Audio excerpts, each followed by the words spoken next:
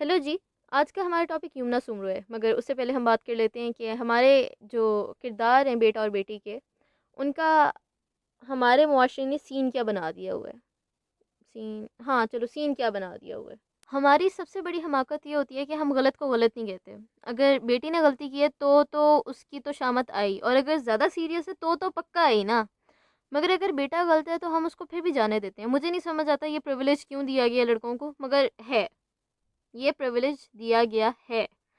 اچھا، انیشلی اس کا کوئی نقصان نہیں ہے، وہ زیادہ سے زیادہ اپنی بہن کو چڑھا لے گا، بڑے ہو جائیں گے، اس کے بعد اس کو اپنی غلط چیز صحیح منوانے کی عادت پڑ جائے گی، اور اینڈ پہ یہ جو پھپھی چاچے مامے تائے ہوتے ہیں یہ اینڈ پر کہیں نہیں رہتے۔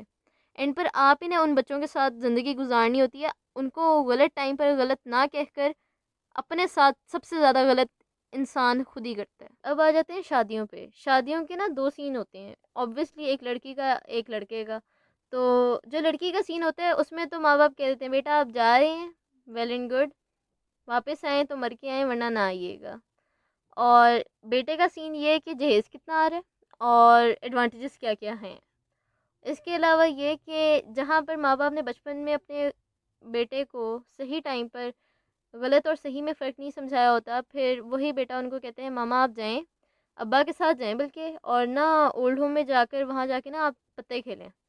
تو تب ان کے ماں باپ کو یاد آتا ہے کہ او یہ تو غلط ہو گیا، ہمیں تو اس کو بتانا چاہیے تھا کیا غلط ہے کیا ٹھیک ہے۔ مگر جب وقت گزر جاتا ہے تو بولنے کا کوئی فائدہ نہیں ہوتا، کیونکہ اس کی کریکشن کی عمر گزر گئی، اب آپ واقعی پتے کھیلیں۔ دوسری سچویشن یہ ہوتی ہے کہ ماں باپ ہر وقت گھر میں لڑتے رہتے ہیں اور بچوں کے لیے یہ چیز بہت نارمل ہو جاتی ہے، اور جب ان کی اپنی شادی ہوتی ہے تو وہ بھی آپس میں لڑتے رہتے ہیں۔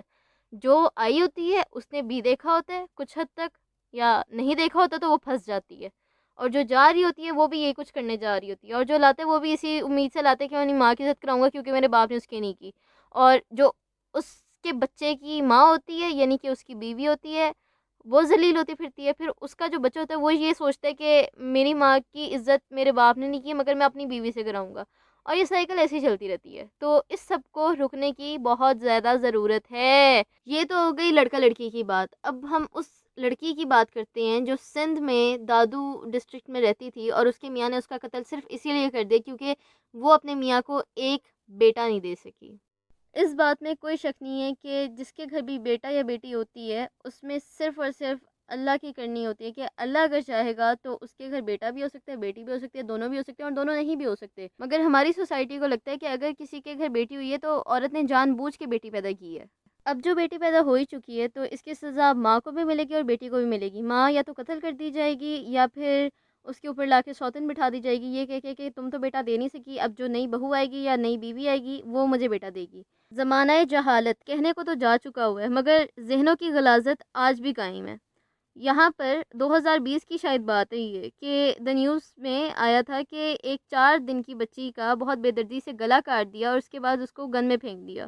2017 سے 2018 تک کراچی کا اپنا بہت برا حال رہا ہے، کہنے کو وہ بھی روشنیوں کا شہر ہے مگر وہاں پر جس قسم کے اندھیرے ہیں وہ بھی اگنور نہیں کیے جا سکتے۔ اور یہ بات صرف یہ نہیں ہے کہ کراچی تک محدود ہے، پورے ملک میں یہی کچھ ہو رہا ہے مگر کہیں سامنے آ جاتا ہے کہیں چھپ جاتا ہے۔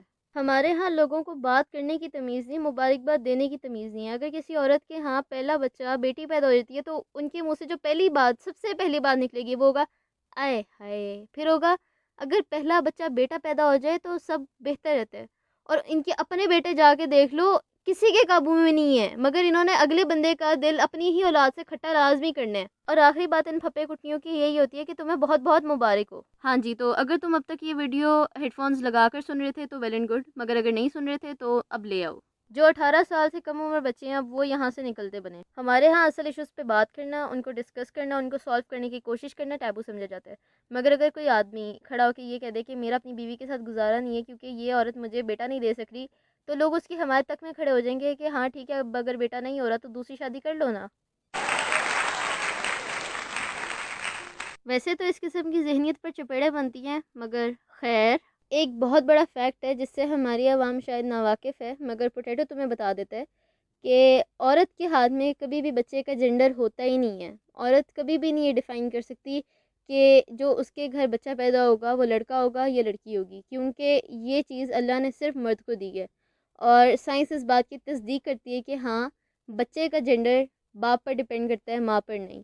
اگر تمہیں میری بات پہ یقین نہیں ہے تو یہ رہا اسکرین شاٹ، اگر میری بات پر اعتبار نہیں ہے، اسکرین شاٹ پہ اعتبار نہیں ہے، تو جا کے خود ریسرچ کر لو اول۔ دوسرا یہ کہ اگر تمہیں عورتیں پسند نہیں ہیں، اگر تمہیں بیٹیاں نہیں پیدا کرنی، تو پھر تم کسی اور کی بیٹی کی زندگی بھی تباہ نہ کرو، تم شادی نہ کرو، تم اکیلے اپنا سفر خود کر لو، یہ تمہارے حق میں بھی اچھا ہے اور ایک لڑکی کی زندگی بھی بچ رہی ہے۔ جسٹ ان کیس اگر تمہیں کبھی خیال آئے کہ تم نے عورتوں کو پھر کوسنا ہے کیونکہ تمہیں عورتیں بیٹے نہیں دے سکیں، تو عورتوں کو کوسنے سے پہلے ایک دفعہ پھر سوچ لینا کہ جینڈر بیس کس پہ کرتا ہے، اور اگر غیرت ہو تو اس چیز کی شکایت کرنا چھوڑ دو۔ نبی پاک کا فرمان ہے کہ اگر تمہارا بیٹا اور بیٹی ہے تو اس میں اپنی بیٹی کو افضل جانو۔ اس ویڈیو کو یہیں پر ختم کرتے ہیں، اگر ویڈیو اچھی لگے تو ضرور لائک کر دینا۔